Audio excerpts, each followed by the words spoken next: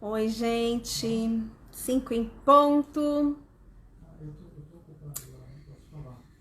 Tô aqui ao vivo esperando vocês entrarem um pouquinho, mas na verdade eu vou começar o meu conteúdo mesmo, que demora um pouquinho para as pessoas entrarem aqui. Porque quando isso fica disponível no IGTV e eu passo pro meu YouTube, as pessoas querem começar a escutar o conteúdo logo de cara. Então, por mais que eu esteja fazendo usando o modo ao vivo, isso aqui é um vídeo para ficar registrado um dos temas do meu Momento Coach. O Momento Coach é um dos programas que eu faço, só que são programas gravados, onde só eu participo, dando dicas, ideias, insights para vocês sobre os desafios do dia a dia, do cotidiano, da rotina. E esse Momento Coach de hoje, que é ao vivo porque eu quero desenvolver um pouquinho mais. Normalmente os meus vídeos do Momento Coach, eles são mais curtos. Quando eu faço um ao vivo, a dinâmica muda um pouco enquanto eu falo. Então esse é o motivo pelo qual eu tô trazendo um tema que eu senti essa semana ser de suma importância para ser apresentado e não debatido, para ser apresentado para vocês. Como uma forma de pensar e de ver exatamente esse momento que a gente está passando. Porque já passamos o susto grande, já entendemos o que está acontecendo, já se passaram praticamente 5 meses do dia que tudo isso começou a mudar nossas vidas, do dia que nós entramos numa guerra, no dia em que uma guerra foi iniciada sem que a gente soubesse, conhecesse ou prevesse quem seria o inimigo, o que tornou tudo isso muito mais complicado pra gente. Então eu começo esse conteúdo perguntando para vocês: quem é o nosso inimigo hoje? O nosso inimigo há 5 meses atrás com certeza era o vírus. O nosso inimigo hoje, 5 meses depois, talvez não seja o vírus ou somente o vírus. 5 meses depois que tudo isso começou, eu passo a identificar o inimigo como sendo nós mesmos. Nós, nesse momento, somos nossos maiores inimigos. Nós podemos nos sabotar, nós podemos nos boicotar, nós que podemos mentir para nós mesmos, nós que podemos agir como pessoas que não queremos ser. Nosso maior inimigo hoje não é o vírus, porque o vírus a gente já sabe como combater. Mas como combater a tendência que nós temos a não lutarmos nessa guerra, junto com os nossos amigos? Eu começo o meu pensamento através dessa pergunta para vocês. Quem vocês acham que é o maior inimigo de vocês hoje? O vírus ou vocês mesmos? Eu vou trazer de novo essa ideia que eu venho investindo bastante, que é fazer uma analogia do momento que a gente vive, que passa, com uma guerra.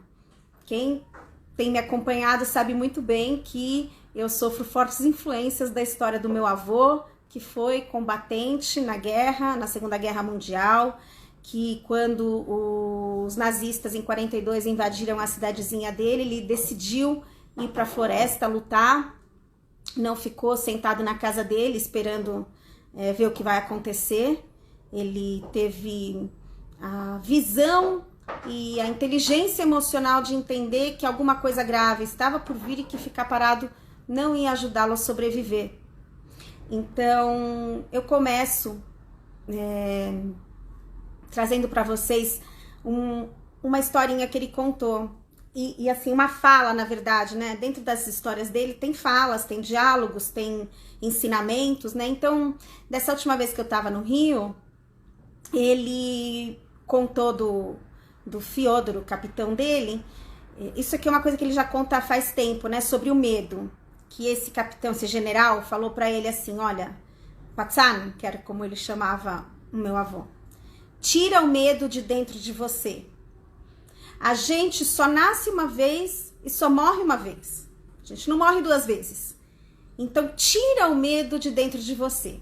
Esse insight, esse pensamento eu já conhecia, já tinha escutado dele. Mas ele acrescentou uma fala do Fyodor dessa última vez que me marcou bastante, que me fez pensar muito. O capitão dele falou para ele: ninguém quer morrer, todo mundo quer viver, né? Vamos dizer assim, dentro da normalidade, ninguém quer morrer, todo mundo tá aqui porque quer viver. Todo mundo tem medo de morrer. Aliás, a morte é um dos maiores medos do ser humano, né? Então ele falou: o que você faz quando você estiver na floresta e o inimigo vier para cima de você, vier atrás de você, te atacando com uma arma apontada para você? Eu vou te falar, se você fugir, Patzan, você vai morrer. Porque ele vai sentir que você tem medo dele. E é um passo para a morte isso. Quando você vê que o inimigo tá vindo para cima de você te atacar, você dá meia volta, mira na direção dele e vai para cima dele, vai atacá-lo. Porque ele também tem medo de morrer. Então, você tem a chance de sobreviver se você mostrar que você não tá fugindo dele, que você tá encarando ele e que você tá indo atrás dele. Vamos lá, vamos continuar. Eu já vou trazer para o momento atual, ok? Continuando na guerra. Imaginem um cenário de guerra, né? Imaginem, a gente já assistiu tantos filmes sobre guerra.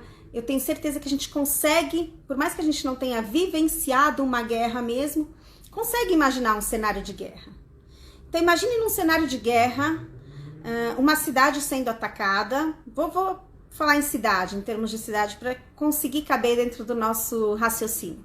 Uma cidade está sendo atacada e existe aquele grupo que é normalmente uma resistência, que vai à luta, que reúne um grupo para todo mundo sair junto lutando, se defender, se proteger. Tem aqueles que vão se trancar dentro de casa, fingir que não correm risco, não correm perigo e vão ficar lá trancados, não quero ver o que está acontecendo, né? Uma negação. E não tomam nenhuma atitude, ficam lá trancados dentro de casa e deixam o destino e a sorte decidirem o que vai ser de mim. E tem aqueles que ficam deitados numa rede falando: isso aí é besteira, essa guerra aí, gente, isso aí, essa guerra vai acabar já já, nem é tão perigosa, nem vai, esquece. Tem aqueles, num nível mais elevado, que vão falar: eu não vou morrer, eu não tenho medo de nada, eu sou magnífico, nada de ruim vai acontecer comigo. E sai andando no meio da rua, em plena guerra, em pleno bombardeio, como se nada tivesse acontecendo. O que acontece, gente? Aquelas pessoas que estão vendo uma pessoa passeando pela rua, em plena guerra, com aquela postura de que nada está acontecendo, começam a se questionar: gente, será que eu tô vendo uma guerra mesmo? Será que eu tô vivendo uma guerra mesmo? Será que eu sou louco? Será que ele não tá certo, eu tô errado? Será que eu sou um idiota que tô aqui indo à luta, tentando proteger minha família, me protegendo? Né? Causa uma confusão. Você fala: puxa, um tá na rede, o outro tá andando na rua como se nada estivesse acontecendo, e eu tô aqui correndo pra levar comida, com medo que com a guerra acabe, tem gente que tá passando fome, eu tô aqui correndo, indo tentar proteger todo mundo contra esse inimigo, fazendo barricadas, né? São cenários que, se a gente olha de fora, absurdos de diferentes, né? São cenários muito opostos, são atitudes e posturas muito opostas. Mas um fato é real: a guerra existe, a guerra tá aí. Quem vai sobreviver a essa guerra? Aquele que virou de costas pro inimigo que tá atirando e fingiu que nada tá acontecendo, ou saiu correndo, ou se escondeu em algum lugar para não sentir que existia uma guerra, para pensar que o cenário não era aquele, era outro. pensando nessa direção de uma guerra, gente, nós estamos enfrentando uma guerra, mas é uma guerra muito íntima. É uma guerra de submissão, de humildade, é uma guerra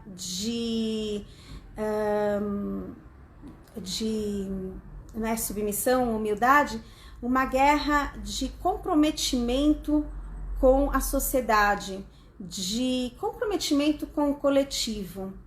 É uma guerra é uma prova que todos nós estamos passando para testar a nossa capacidade de lutar de verdade, de lutar defendendo o que precisa ser defendido e não aquilo que apenas nós achamos certo. Eu vejo muita gente nesse momento de flexibilização do isolamento muito confuso, tá muito confuso. Eu vejo as pessoas muito confusas e eu queria falar então sobre a diferença entre flexibilização versus relaxamento. Existe uma flexibilização necessária e que pode ser feita por conta dessa crise econômica que abateu a todos nós em função do coronavírus. E todo mundo entende isso. Nós vivemos uma crise de saúde, vivemos uma crise política, né, e vivemos uma crise econômica. Eu diria que nós vivemos uma crise social também, exatamente por conta dessa mentalidade que se instaurou nesse momento na sociedade. Uma mentalidade que é um discurso que é o seguinte: bom, cada um vai lidar com isso de um jeito, a gente tem que respeitar, vamos respeitar quem tá andando na rua fingindo que a guerra não tá acontecendo, ou quem tá deitado numa rede. Acho que, né, cada um decide o que é melhor, cada um escolhe um caminho. Não. Esse discurso, ele tá sendo muito tóxico e a gente não tá se dando conta do quanto ele é perigoso. Porque a nossa atitude, a nossa postura influencia muito influencia muito o que as outras pessoas vão decidir fazer ou como elas vão se sentir. Eu ouvi recentemente um discurso do Nizam, uma entrevista do Nizam Guanais na CNN, fantástico, eu já indiquei ele aqui numa das minhas lives, onde ele fala que a postura que cada um de nós tem que ter agora é a postura de um estadista. Ou seja, que postura tem um estadista? Um estadista tem uma postura de exemplo, de responsabilidade, de cumprimento de regras e protocolos. Eu, Estela, decidi, nesse momento, não flexibilizar como eu gostaria e entendo que poderia. Porque sim, nós podemos transitar de alguma forma por aí, mesmo com o vírus presente sem a vacina. Com muita consciência, com muito bom senso, respeitando os protocolos, respeitando as regras, fazendo o que é necessário, é possível que a gente possa fazer o que seja necessário. E talvez fazer o que seja necessário seja, inclusive, dar uma volta a mais, não necessariamente para ir só ao supermercado, para ir numa farmácia. Talvez seja até ir até um parque e encontrar um grupo de amigos que você não vê faz tempo, todo mundo de máscara, com distanciamento. Eu não faço isso por um motivo, eu não tenho medo do vírus. Eu tenho muito medo das pessoas que estão caminhando pelas ruas como se não houvesse uma guerra, das pessoas que estão deitadas numa rede como se o cenário não fosse de uma guerra, as pessoas que não estão usando as armas que precisa para se proteger. Hoje as nossas armas são um álcool gel na bolsa e uma máscara no rosto. Elas são leves, não são rifles. Sem essas armas, a gente corre o risco de morrer, mas principalmente de matar alguém. Ontem chegou pelo meu WhatsApp um vídeo do Rabino Dish, um rabino que circulou bastante por aí, eu gostei bastante, onde ele conta a história de uma pessoa que estava infectada, não sabia, entrou em contato com outra pessoa, essa outra pessoa se infectou, mas desenvolveu o vírus de uma forma extremamente agressiva e morreu. E essa pessoa que não desenvolveu o vírus de forma agressiva e praticamente não sentiu nada, ficou se sentindo culpado e foi conversar com o rabino sobre isso, né, rabino? Puxa, agora eu me sinto culpado da morte de outra pessoa. E acho que a gente tem que ter essa consciência. O que acontece é que o ser humano, ele facilmente se perde no meio de uma flexibilização. Principalmente se falta para ele, na história de vida dele, uma coisa chamada disciplina, empatia, amor ao próximo, senso de coletivo. Então, é muito louco o que acontece na cabeça da pessoa. Vamos se encontrar, vamos fazer um encontro pequeno para celebrar não sei o quê.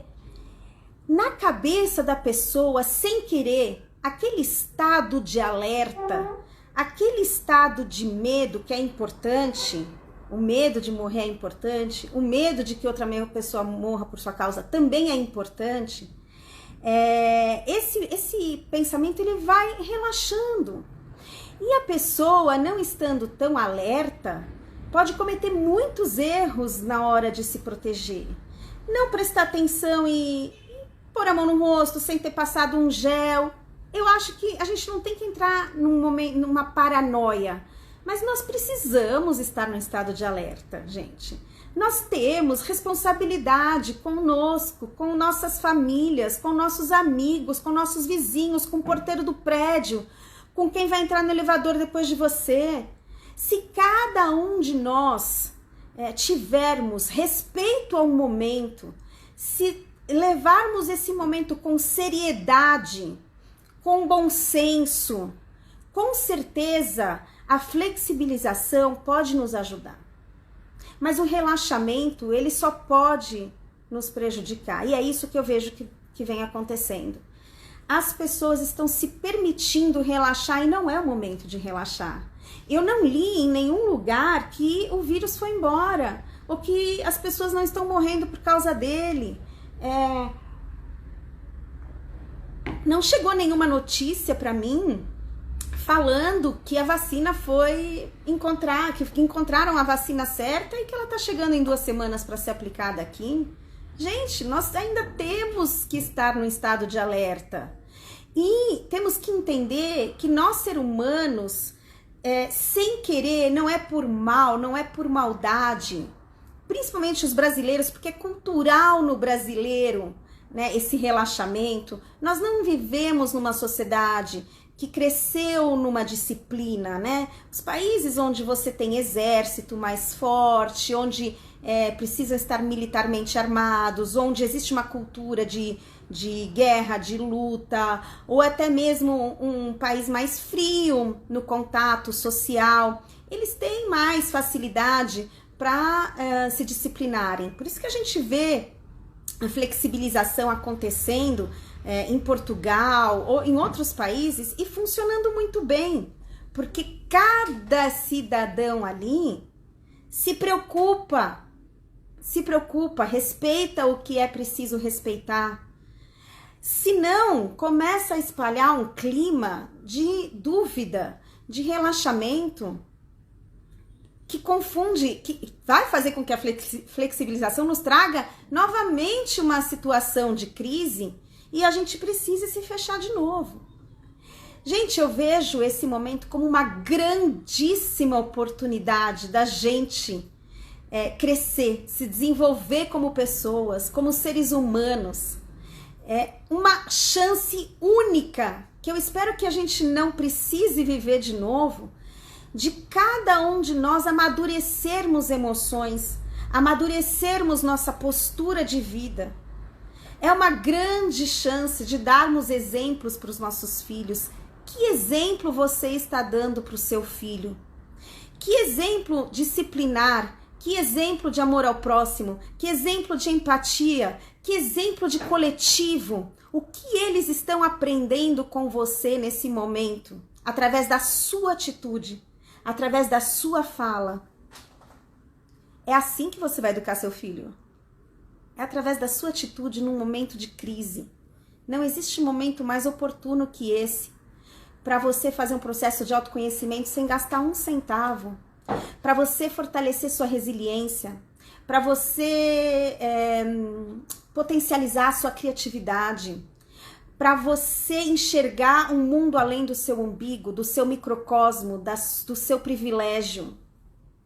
Essa é uma oportunidade de ouro que tão cedo a gente não vai ter de novo. Eu vou morrer de saudades desse momento que a gente está vivendo. Eu olho para mim mesma hoje, eu me sinto muito maior do que eu era.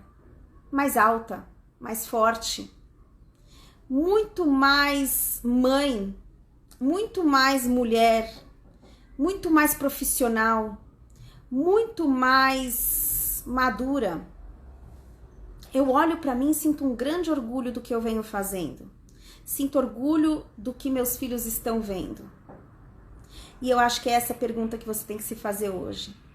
Você vai ficar atrás da porta, no seu quadrado, se escondendo, fingindo que nada está acontecendo?